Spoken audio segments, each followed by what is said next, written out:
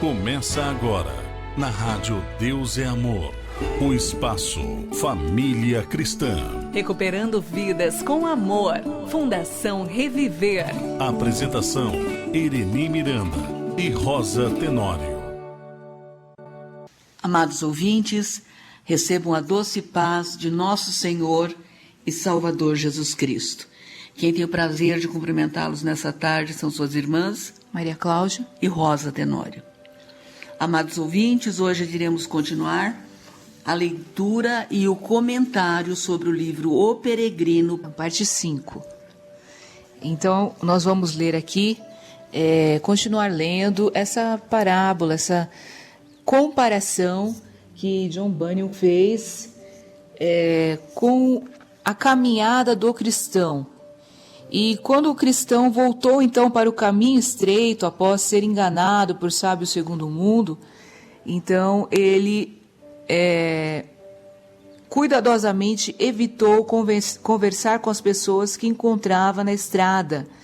Era como se estivesse pisando em terra proibida e não se sentiu seguro até encontrar-se novamente no caminho certo. Ao chegar ao portão estreito, cristão viu escrito no alto o seguinte: aquele que bate, a porta será aberta. Nós sabemos que lá em Mateus capítulo 7, versículo 7, o Senhor fala: pedi, dar-se-vos-á, buscar, encontrarei, batei e abrir-se-vos-á, porque o que pede, recebe, o que busca, encontra, e o que bate, se abre. Então basta você bater na porta, no portão estreito que o Senhor abre. Então se aproximou e bateu. Finalmente, um homem de expressão solene, chamado Boa Vontade, abriu-lhe o portão e perguntou: quem é você? De onde vem? E o que deseja? Sou um pobre pecador sob o peso desse fardo. Venho da cidade da destruição e vou ao monte Sião, a fim de livrar-me da ira que virá. Respondeu o cristão. Boa Vontade puxou o cristão para dentro rapidamente. Por que você fez isso? Perguntou o cristão. A pouca distância desse portão fica o castelo do diabo, explicou Boa Vontade. Ele vigia todos os que aqui vêm e atira-lhe flechas. Alguns infelizes são mortos pelas flechadas dele antes de conseguirem entrar. E nós sabemos, né, mãe, que lá em Efésios capítulo 6, versículo 16, fala que nós temos que tomar o escudo da fé para estarmos preparados contra os dardos inflamados do maligno.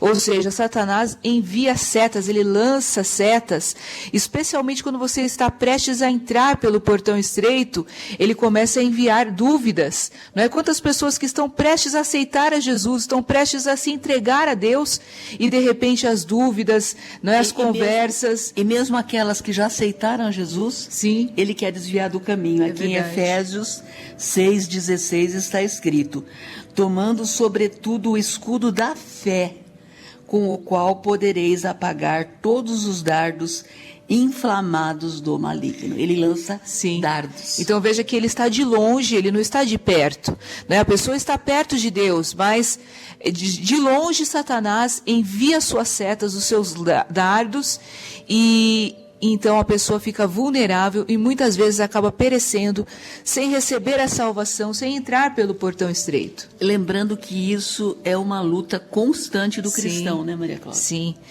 Mais para frente nós vamos ver quando o cristão tem uma luta com Satanás, com o próprio diabo, e novamente é feita essa referência a Efésios capítulo 6. Vamos ler então aqui. Ele diz: eu me alegro e estremeço.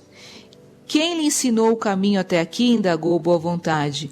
Cristão contou-lhe tudo o que acontecera no caminho. Boa Vontade ouviu com atenção e disse: venha comigo, e eu lhe mostrarei o caminho que agora deve tomar. Olhe para frente. Vê aquele caminho reto. é esse que você deve seguir. Foi aberto pelos antigos profetas e por Cristo e seus discípulos. De cada lado há muitos atalhos, sinuosos e largos, só a estrada certa é reta e estreita. Seguindo por ela, você chegará à casa de intérprete. Bata a porta e ele lhe mostrará muitas coisas maravilhosas. Lá em Mateus capítulo 7, versículo 13 e 14, fala, né? Que o caminho é estreito, né? Sim, está escrito: entrai pela porta estreita, porque larga é a porta e espaçoso o caminho que conduz à perdição, e muitos são os que entram por ela. E porque estreita é a porta e apertado o caminho que leva à vida, e poucos há que a encontrem. Sim, então veja que o caminho é reto, o caminho é estreito. Na nossa igreja Pentecostal Deus e Amor, no antigo templo, nós tínhamos até um letreiro que tinha esse muito versículo. grande, né? Tomava todo o púlpito, Sim, né? é verdade. Falando então para nós entrarmos pelo caminho estreito. A porta é estreita e o caminho é reto e apertado. Por isso, Maria Cláudia, que muitos desistem desse caminho. Sim, porque não é um caminho fácil. Preferem a porta larga, né? Que pode fazer tudo, que não tem proibição nenhuma, que não tem mandamento nenhum, né? Porque claro que nós não estamos mais, claro que nós não estamos mais na lei, né? Sob os mandamentos da lei, mas nós estamos na graça e sob os mandamentos da graça, porque na graça também tem mandamentos que foram dados por Jesus. Sim, essa palavra em Mateus capítulo 7 foi o Senhor Jesus que falou, não é para nós procurarmos o caminho estreito, é o relacionamento com Deus. Quando você está num relacionamento com uma pessoa, você quer agradar a pessoa, e quando nós estamos no relacionamento com Deus, nós colocamos Deus no primeiro lugar, e seguimos pela estrada reta. Então, cristão enveredou pela estrada reta ao chegar à casa de intérprete. Bateu repetidas vezes, por fim alguém atendeu e perguntou-lhe: quem é você? Quero falar com o dono da casa, respondeu o cristão. Quando o intérprete apareceu, o cristão explicou que boa vontade o mandara ali. Intérprete disse: entre, vou mostrar-lhe muitas coisas que lhe serão úteis. Então ordenou ao servo que acendesse uma lâmpada e levou o cristão a uma sala reservada. Então agora são várias cenas, várias situações, né? E parábolas, revelações do Espírito Santo. Sim, porque nesses 12 anos que o autor esteve preso, ele orou muito, ele falou muito com Deus, né? E Deus mostrou várias situações para ele por parábolas, né? Sim. São alegorias. Sim. Que a gente vê a vida do cristão e as situações com as quais o cristão se depara. Sim, são parábolas dentro da parábola. Então, ele fala: cristão viu o retrato de um homem em pé, em atitude solene, como se estivesse fazendo um apelo aos homens. Seu olhar fitava o céu, trazia na mão o melhor dos livros e sobre a cabeça uma coroa de ouro. Quem é esse homem, né? Atrás dele estava o mundo. Esse homem, explicou o intérprete, é capaz de transformar as pessoas. Só tem um homem que é capaz de transformar as pessoas e fazê-las nascer de novo. O mundo atrás dele e a coroa na cabeça mostram que aquele que despreza as coisas da terra pode desfrutar as bênçãos do céu. O Senhor Jesus falou, né, lá em Lucas capítulo 17, aquele que aborrecer a sua vida, ele vai ganhar. E aquele que amar mais a sua vida do que o Senhor Jesus vai perder. Então, nós vamos ver aqui em Apocalipse capítulo 1, versículo 5, que nos mostra o Senhor Jesus glorificado e o que ele fez, né? Qual foi o trabalho dele em relação a nós. E da parte de Jesus Cristo, que é a fiel testemunha, o primogênito dos mortos e o príncipe dos reis da terra, aquele que nos ama e em seu sangue nos lavou dos nossos pecados e nos fez reis e sacerdotes para Deus e seu Pai, a ele glória e poder para todos sempre. Amém. Eu acho linda essa passagem de Apocalipse, porque não só mostra o Senhor Jesus glorificado e ressuscitado, mas também mostra o quanto Ele nos ama, não é? Ele em toda a sua glória, em todo o seu poder, ainda assim Ele se lembra de nós e Ele nos faz reis e sacerdotes, como pelo seu sangue, pelo seu sacrifício, não é? Pelo novo nascimento. Então, esse é o retrato Sim. que cristão viu, o Senhor Jesus glorificado, e como Ele nos transforma. Sim, é importante, Maria Cláudia, lembrar aos irmãos que não somente o Senhor Jesus nos salvou derramando o seu sangue na cruz do Calvário, como também até hoje Ele cuida de nós, né? Sim. Ele não só salvou, mas Ele faz a manutenção da salvação. Sim. Né? Não é só que Ele salvou uma vez e abandonou e agora cada um que se vire, não. Ele está o tempo todo olhando para nós. Está escrito em Mateus que Ele dizendo, antes de subir aos céus, eis que estou convosco todos os dias até a consumação dos séculos. Além dele ter nos deixado o Espírito Santo da verdade, Ele também está conosco a todos os momentos, olhando para nós e nos dando a mão.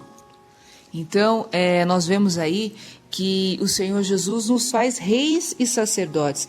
Ou seja, nós renunciamos ao mundo, renunciamos a tudo o que é terreno, mas o Senhor nos coloca numa posição de autoridade, não é? Numa posição de honra. Por quê? Porque perdemos tudo, como disse o apóstolo São Paulo, eu considero tudo como se fosse esterco, né? Como se fosse o lixo do mundo, não é? Para ganhar a Cristo, para ganhar o reino de Deus. A próxima parábola é: em seguida, o intérprete levou o cristão a uma grande sala e cheia de poeira, porque nunca fora varrida. Depois de examiná-la por um momento, o intérprete mandou chamar um homem para varrê-la. Enquanto o homem varria, a poeira subiu em nuvens que quase sufocaram o cristão. O intérprete então pediu a uma serva: traga água e respingue-a no chão. Assim o cômodo pôde ser limpo. Então o cristão perguntou: o que significa isso? O intérprete respondeu: a sala é o coração do homem, o pó é o pecado que o contaminou. Aquele que primeiro começou a varrer é a lei, é o mandamento. Quem trouxe água e a respingou é a graça. A lei, em vez de limpar o coração, só reaviva e aumenta o pecado da alma. Mas quando a influência doce e preciosa da graça entra, o pecado é derrotado e a alma se faz limpa e em condições de se tornar habitação do Rei da Glória. Então, aqui em Gálatas 3, versículo 24, está escrito: de maneira que a lei nos serviu de aio para nos conduzir a Cristo, para que pela fé fôssemos justificados. O que quer dizer isso? A lei veio para mostrar que nós estávamos perdidos. A lei veio para mostrar que nós estávamos condenados pelo pecado. Ela não veio para salvar, mas veio nos mostrar que nós necessitávamos de um Salvador. Quando o homem vê que ele está perdido, que ele não tem o que fazer, que não tem para onde correr, então ele clama pelo Salvador. E aí vem Jesus, e aí vem a graça. O apóstolo São Paulo fala, né, que para que o pecado se mostrasse excessivamente maléfico, né, veio a lei. Então é isso que acontece aqui. Você entra num lugar cheio de poeira, cheio de pó de construção, por exemplo, você começa a varrer. Tudo aquilo vai subir, não é? Mas vai voltar para o chão de novo. Então só mostra o quanto está sujo aquele lugar. Agora, quando você lava, quando você passa um esfregão ali com água e aquilo tudo sai pela influência da água, né? É a mesma coisa que a graça, né? A graça vem e limpa o nosso coração. Sim. Falando da lei, né? Tem aquele corinho que fala que vi sobre mim a espada da lei. O que é isso? Quando ele fala vi sobre mim a espada da lei, quer dizer que a lei condena. Sim. Que a lei faz o homem perceber o quanto ele é pecador. Sim. E aí, quando ele clama por um Salvador, quando ele sente a necessidade de um Salvador, Jesus se revela a ele através da graça. Sim. Lembrando que a graça é de graça para nós, mas não foi de graça para Jesus. Custou o sangue de Jesus. Custou a vida dele, né, Maria Cláudia? É verdade. O próximo aqui são duas crianças. Em meu sonho vi intérprete levar Cristão pela mão e conduzi-lo a um pequeno cômodo onde estavam sentados dois meninos. Um se chamava Paixão e o outro Paciência. Paixão parecia insatisfeito, enquanto Paciência parecia bem tranquilo. Cristão perguntou: por que Paixão está tão insatisfeito? Seus pais lhe disseram que esperasse até o próximo ano pelas melhores coisas, intérprete respondeu, mas ele as quer agora e por isso está aborrecido. Paciência, entretanto, está disposto a aguardar. Nós vemos... Então só eu continuar aqui, mãe, depois você lê também Romanos 5, tá? 5, do 3 ao 5. Então vi alguém trazer um saco de riquezas e despejá-lo aos pés de Paixão. Rindo de Paciência com ar de vitória, Paixão apanhou o tesouro. Pouco tempo depois, no entanto, ele o havia desperdiçado completamente, restando nada, senão farrapos. Paixão representa os homens deste mundo, Paciência, os homens do mundo que virá. A exemplo de Paixão, que desejava de imediato todos os prazeres, os homens deste mundo querem receber agora todas as coisas boas, não estão dispostos a esperar a vida após a morte. As riquezas de Paixão foram rapidamente desperdiçadas e isso também ocorrerá com aqueles que buscam a felicidade que o mundo oferece. Nós sabemos que a paciência faz parte da nossa salvação, como está escrito aqui em Romanos capítulo 5, versículos 3 ao 5, que diz assim: e não somente isso, mas também nos gloriamos nas tribulações, sabendo que a tribulação produz a paciência. E a paciência, a experiência. E a experiência, a esperança. E a esperança não traz confusão, porquanto o amor de Deus está derramado em nossos corações pelo Espírito Santo que nos foi dado. Então você vê que a tribulação faz parte da caminhada do cristão e ela produz a paciência. A paciência é muito importante na vida do cristão. Tem muitas pessoas que eram pessoas extremamente impacientes, ansiosas, e que Deus ensinou a ter paciência. Como São Pedro, né? Era um Sim. homem impetuoso. Sim, né? impulsivo. Impulsivo. E ele, Deus mudou o caráter dele. Eu acho muito interessante também essa figura, mãe, porque fala que Paixão recebeu um saco de riquezas, mas rapidamente ele já tinha desperdiçado tudo. Consumiu tudo. Me lembra a parábola, né, do filho pródigo. Sim. Porque ele recebeu, ele estava junto com o pai. Eu quero receber todas as bênçãos. É aquela pessoa que é apaixonada pelas bênçãos, não por Jesus. E pelos não é? prazeres. Pelos prazeres. Né? Que é tudo que tem de prazer no mundo, quer consumir Sim. tudo que tem de prazer. Inclusive, como nós já falamos aqui neste programa, né, Maria Cláudia, tem pessoas que já aceitaram Jesus e não se batizam, porque são jovens e querem aproveitar a vida. Então, querem aproveitar a vida até ficarem bem velhinhos, para depois se batizar, mas isso aí não dá certo. É verdade. E nessa passagem do filho pródigo, a Bíblia fala que ele gastou tudo, não é, em festas, com meretrizes, ou seja, é a paixão mesmo, a paixão da carne, né? O ardor da carne. E hoje isso pode ser trazido em várias formas, tantos vícios que existem, Sim. não é?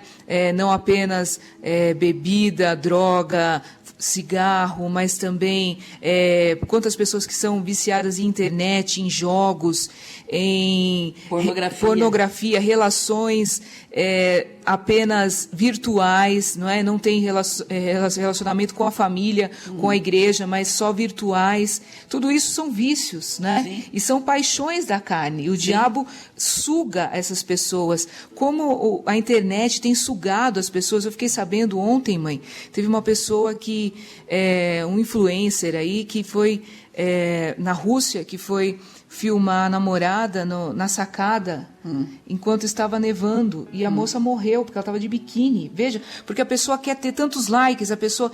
a paixão do momento. Eu quero ser popular, eu quero... tem esses agora aplicativos que eu a pessoa... impressionar. Que a pessoa ganha dinheiro até com visualizações. Então, cada vez a pessoa quer fazer coisas piores, maiores. Então, e a paixão acaba rápido, né? A paixão suga tudo que a pessoa recebeu rapidamente, e logo a pessoa fica em farrapos. Sim. Logo fica a miséria, fica o vazio, o desespero, a depressão, a morte, não é? Então, mas aquele que é paciente, aquele que espera, a palavra do Senhor diz que o lavrador espera com paciência o fruto da terra. Sim. Né? E o fruto do Espírito é assim, é com paciência, você tem que esperar, e é na tribulação que você consegue. Inclusive, fala que a tribulação produz a paciência produz a experiência, ou seja, quando você está esperando no Senhor, você tem uma experiência com Deus e você se lembra das coisas que você já passou, que você já teve experiência e que Deus te deu vitória. Então você acaba tendo mais paciência, porque você fala assim, da mesma forma que Deus me deu vitória em situações como essa, agora Ele vai dar também. E Sim. Daí vem a esperança. Sim. E a esperança não traz confusão, porque o amor de Cristo está derramado em nossos corações pelo Espírito Santo que nos foi dado. Sim. Que coisa linda, né? Então nós vemos aí a maturidade, a resiliência, resistência, Sim. experiência, tudo isso está ligado, né, à paciência, ao fruto da paciência, que é um fruto do Espírito, né, a longanimidade, a paciência. Então, temos que buscar a paciência e não a paixão, não sucumbir às paixões. As pessoas cada vez mais querem ser felizes no momento, querem ser inconsequentes. A vida é uma só, eu tenho que ser feliz, eu mereço ser feliz. E essa felicidade é uma felicidade passageira. A Bíblia diz que aquele jovem, então, que gastou tudo, ele ficava olhando as bolotas que eram entregues aos porcos. E tinha inveja dos porcos, porque ele não tinha mais nada. Não é? Estava numa situação terrível. Então, se você está nessa situação, volte para Jesus, volte para o Pai. O Pai está esperando você. E, com certeza, o Pai vai te ensinar essa lição de paciência. Vamos orar. Senhor, nós te agradecemos por mais uma tarde na Tua presença.